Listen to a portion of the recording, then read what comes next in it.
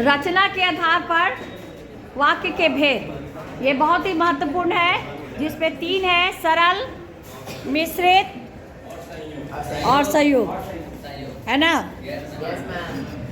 तो सरल, मिश्रित और संयुक्त में मैंने अभी बता दिया आपको कि सबसे बड़ी पहचान ये है कि इसमें हाँ एक क्रिया होती है।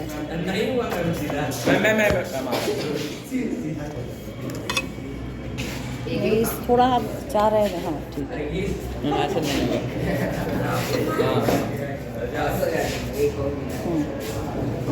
तो सरल। अब मिश्रित में आते हैं कि मिश्रित में क्या है। तो मिश्रित और संयुक्त देखो, नाम के शाब्दिक अर्थ पर ध्यान जाओ। मिश्रित माने किसी चीज को मिक्स कर देना। जैसे मान लीजिए कि हम क्या करते हैं, पानी में चीनी मिला देते हैं तो घुल जाता है और पानी मीठा लगने लगता है। तो ये हो गया मिक्स किए। या उससे भी छोड़िए, जैसे आपने सूजी लिया या आटा लिया, आटा में घी मिला दिया तो वो मिक्स हो गया। तो मिश्रित वो चीज़ है, मतलब पता चल रहा है कि दोनों का अस्तित्व है। और संयुक्त में क्या हो जाता है कि संयुक्त मतलब कंबाइंड हो जाना, समझे, एक दूसरे से जुड़ जाना। ये शाब्दिक अर्थ वाले समझिए। तो एक में है कि मिक्स हो जाता है और एक में कि जुड़ता है। तो जुड़ने वाले चीज को हम अलग भी कर सकते हैं, लेकिन जो मिक्स हो गया उसको हम अलग, यही बात है इन दोनों के अंतर का। तो यही कारण है कि मिश्र वाक्य और संयुक्त वाक्य में दोनों में क्रिया एक से ज्यादा हो गई। कि उपवाक्य क्या है, तो मिश्रित में क्या होता है कि जैसा मैंने कहा कि उसमें आपस में मिल जाता है। तो उसमें हम देखते हैं कि अगर आप दो जिससे जुड़ा हुआ है, जो प्रायः आपका ये संबंध बोधक शब्दों से जुड़ा होता है, जैसे जो, क्योंकि, ये सब के द्वारा जुड़ा होता है। तो अगर वो जुड़े हुए शब्द को हम हटा देते हैं और तब हम जब वाक्य का अलग अलग हिस्सा करते हैं, तो आप देखेंगे कि एक हिस्सा का अर्थ दूसरे पर कहीं ना कहीं निर्भर कर रहा, डिपेंड हो रहा, यानी बात अधूरा लगता है। जैसे मैंने कहा कि वह कल स्कूल नहीं आएगा, तो अगर मैंने कहा को अलग कर दिया, मैंने कहा एक पार्ट कर दिया और की को मैंने अलग कर दिया, तो स्कूल तो अगर मैंने कहा, अगर हम कहा कि पूर्ण विराम लगाते हैं तो मन में आता है ना, प्रश्न उठता कि क्या कहा, अधूरा लगता है। तो यही अधूरापन जो है इसको मिश्र वाक्य बनाता है, क्योंकि ये अब क्या है कि इसमें जो मैंने कहा मुख्य बात है, कहना मेन काम है, तो इसको हम कहते हैं मुख्य वाक्य। और क्या कहा कि मैं कल स्कूल नहीं आऊँगा, तो ये हो गया आश्रित, यानी यह इस पर डिपेंड है, कि डिपेंड करता है, निर्भर करता है, किस पर निर्भर करता है कि मैंने क्या कहा। क्लियर? ये चीज़ अगर आपका कॉन्सेप्ट क्लियर हो जाता है तो आप बिल्कुल मिश्र वाक्य समझ चुके हैं। और संयुक्त वाक्य में क्या होगा कि वह पढ़ता है और खेलता भी है। अब अगर हम करते हैं कि वह पढ़ता है पूर्ण विराम और फिर हम वह खेलता है कर देते तो अपने में कंप्लीट हो जाता है। तो यहाँ पर और ये तथा को हम हटाते भी है तो दोनों वाक्य का अपना अपना स्वतंत्र अस्तित्व है। तो यही सबसे बड़ा अंतर है कि मिश्रित और संयुक्त में, संयुक्त वाक्य के अगर हम उसको कहते हैं समुच्चय बोधक शब्द और तथा परंतु, इसको अगर हम हटाते हैं तो दोनों अलग अलग उपवाक्यों का अपना अलग स्वतंत्र अस्तित्व होता है, वो अपने आप में पूर्ण होते हैं। जबकि मिश्रित में क्या होता है कि अलग हटाने पर वो अपने आप में पूर्ण नहीं होते हैं। अगर कहते हैं तो लगता है कि कुछ ना कुछ बात रह गई है, कुछ बातें अधूरी हैं, यही अंतर है। अगर ये बात आपको समझ में आ गया है तो मुझे नहीं लगता कि अब आपको कोई दिक्कत, रक्षित कंसेप्ट क्लियर हो। आज्ञार्थक वाक्य, आज्ञार्थक वाक्य के जिसमें आपको किसी प्रकार का आज्ञा दी जाती है, दाएं बढ़ो, दाएं चलो, बाएं बढ़ो, असेंबली में वो बोला जाता है ना, स्टैंड अप, क्लोज योर आई, ये सारी बातें जो हैं आज्ञार्थक। आज्ञार्थक के साथ साथ निर्देश भी दिया जाता है। निर्देश जैसे कॉपी में सबसे पहले पाठ का नाम लिखो, जितनी बातें आपको यहाँ आज्ञा नहीं, यहाँ पर आपको निर्देश दिया जा रहा है। तो जिन वाक्यों में आज्ञा दी जाती है, निर्देश किया जाता है, उसको हम आज्ञावाचक कहते हैं। गगन, और इसी में मैंने आपको बताया कि 50% बच्चों को आज्ञार्थक और प्रश्नवाचक वाक्य में अंतर समझ में नहीं आता है। जब आपको कहा जाता है कि पीछे वाले बच्चे आके आगे बैठो, तो आप कहते हैं कि मैडम मैं नहीं बोल रहा था, तो या फिर कहा जाता है कॉपी लाओ, कॉपी दिखाओ, तो आप कहते हैं मैडम हम कॉपी नहीं लाए। आपको यहाँ पर लाए बोलना नहीं था, आपको कॉपी दिखाना था, समझ गए?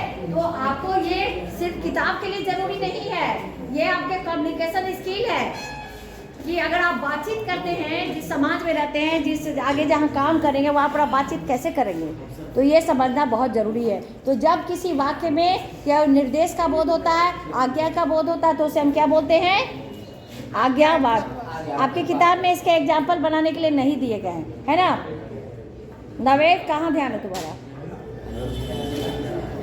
अब अगला माए प्रश्नवाचक, जो बहुत ज़्यादा आप तो बहुत अच्छी तरह समझते हैं। क्या खड़े तो मनीष? प्रश्नवाचक वाक्य किसे कहते हैं? बोलो, प्रश्नवाचक वाक्य किसे कहते हैं?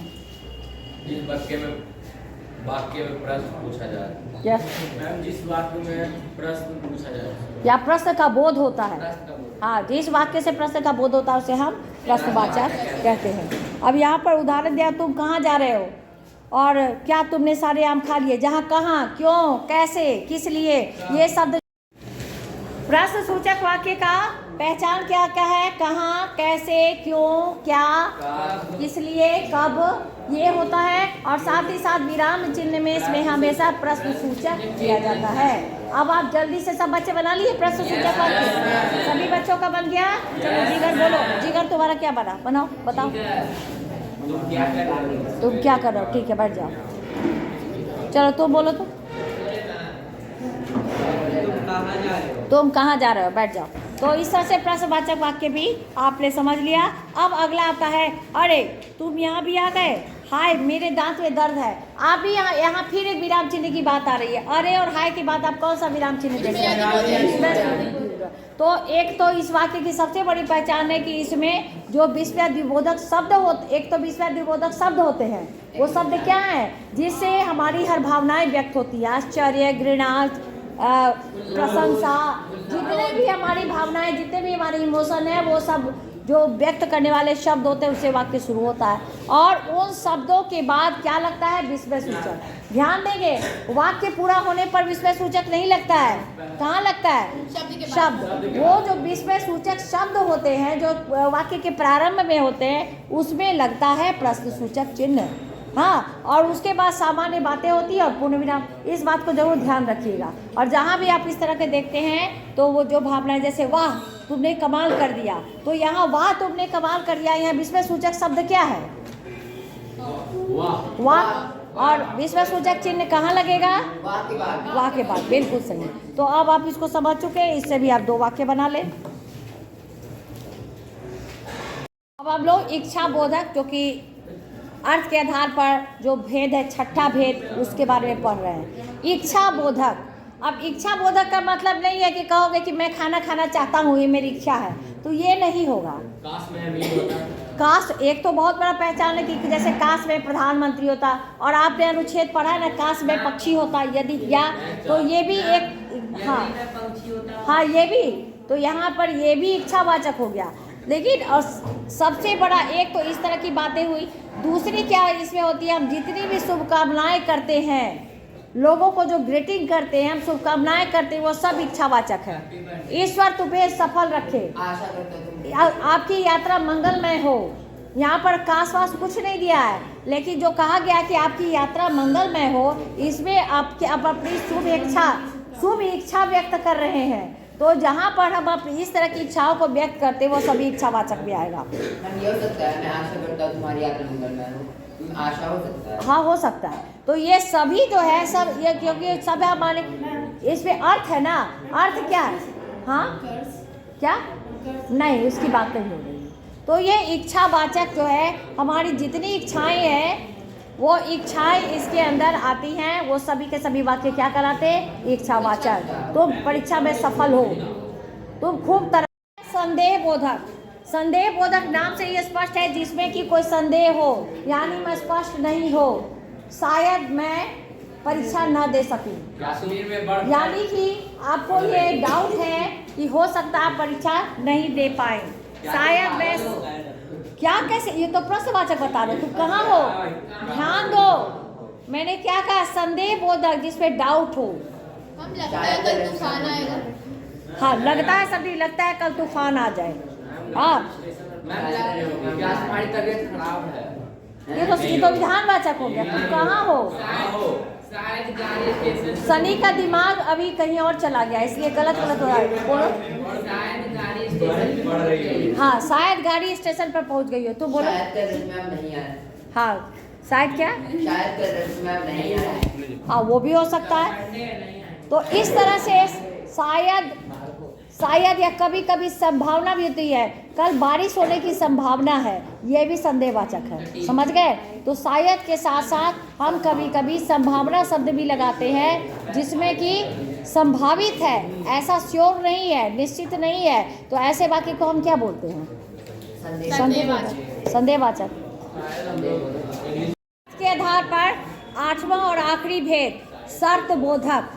और ये शर्त बोधक जो है, इसको संकेत वाचक भी कहा जाता है, शर्त बोधक भी कहा जाता है। शर्त बोधक इसलिए कि इसमें शर्त लगाई जाती है, यदि तुम परिश्रम करोगे तो सफल होगे, यदि बारिश होगी तो फसल अच्छी होगी। यहाँ पर दो बातें हो रही हैं, एक कंडीशन आपको दिया जा रहा है कि ऐसा होगा तो ऐसा होगा, तो इसलिए इसको शर्त बोधक भी कहते हैं और दूसरा संकेत वाचक भी कहते हैं, क्योंकि संकेत दिया जा रहा है कि बारिश होगी तो बारिश होना संकेत दे रहा है कि फसल अच्छा होगा, है ना, अर्थ की दृष्टि से। खूब सारे पेड़ लगाए जाए। हाँ, यदि बहुत सारे पेड़ लगाए जाएं तो प्रदूषण कम होगा। चलो। यदि तुम अपनी कलम दोगे तो ही मैं अपनी किताब दूंगा। क्या? यदि तुम अपनी कलम दोगे तो ही मैं अपनी किताब दूंगा। हाँ, यदि तुम अपनी कलम दोगे तभी मैं तुम्हें किताब दूंगा। चलो। यदि केशव मेहनत करे तो वो गरीबी से बाहर आ सकता है। Very good. यदि केशव मेहनत करे तो गरीबी से बाहर आ सकता है। यदि तुम मेरी सहायता करो तो मैं भी तुम्हारी सहायता करूँगा। हाँ, चलो तुम। यदि वो पढ़ाई करे तो आगे चल के बहुत अच्छा करे। हाँ, ठीक है, वेरी गुड। चलो निशांत तुम बोलो। निशांत बोलो।